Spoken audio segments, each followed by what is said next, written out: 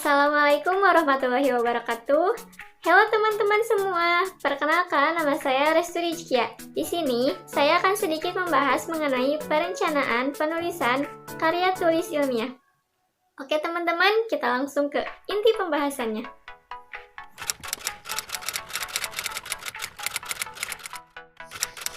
Perencanaan penulisan karya tulis ilmiah. Perencanaan merupakan hal yang sangat penting di berbagai bidang, begitupun pada bidang penulisan karya tulis ilmiah. Perencanaan sendiri adalah proses yang harus ditempuh untuk melakukan sesuatu. Jadi, perencanaan penulisan karya tulis ilmiah adalah suatu proses yang harus dilakukan untuk menyusun atau menulis sebuah karya tulis ilmiah yang baik dan benar. Proses penyusunan karya tulis ilmiah atau proses yang harus ditempuh untuk menulis sebuah karya tulis ilmiah terdiri dari 5 tahapan, yaitu tahap yang pertama adalah tahap persiapan, yang kedua adalah tahap pengumpulan data, yang ketiga adalah tahap pengonsepan dan pengorganisasian, yang keempat adalah tahap pemeriksaan atau penyuntingan, yang kelima tahap penyajian. Kelima tahap yang disebutkan tadi merupakan hal yang sangat penting dalam proses penyusunan karya tulis ilmiah. Namun, dalam video kali ini saya hanya akan membahas lebih rinci mengenai 2 tahapan saja, yaitu tahap persiapan dan tahap pengumpulan data.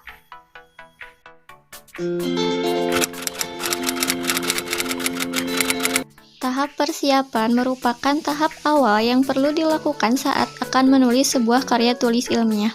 Dalam tahapan ini, ada beberapa hal yang harus dilakukan, yaitu memilih topik, menentukan judul, dan membuat kerangka karangan. Untuk pemilihan topik atau memilih topik itu harus yang jelas dan spesifik, menarik untuk dikaji, jangan terlalu luas dan terlalu sempit cakupannya, sesuai minat dan bakat juga kemampuan. Juga harus ada manfaat bagi profesi dan ilmu pengetahuan. Selain itu, dalam pemilihan topik juga harus ada batasannya supaya pembahasannya tidak melebar kemana-mana. Karena saya merupakan mahasiswa pendidikan matematika, dan dalam pendidikan matematika itu tidak hanya belajar tentang matematika saja, ada juga mata kuliah tentang bahasa Indonesia, maka saya memilih topik mengenai pendidikan, bahasa, dan juga matematika.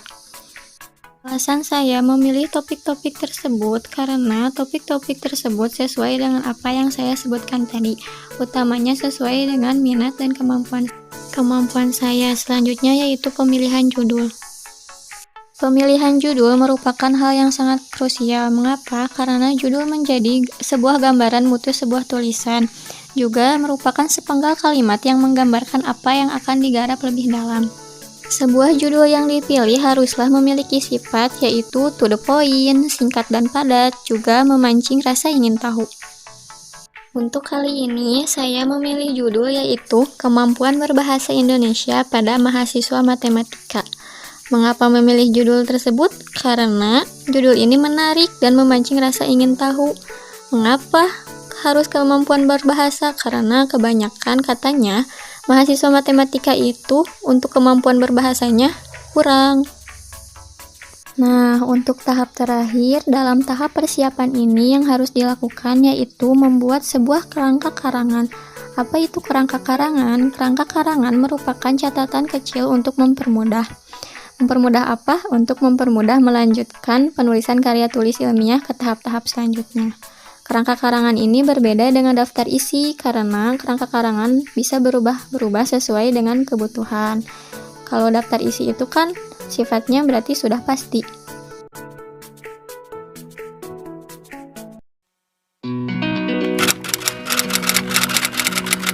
Tahap pengumpulan data. Tahap pengumpulan data merupakan tahap yang dilakukan setelah tahap persiapan.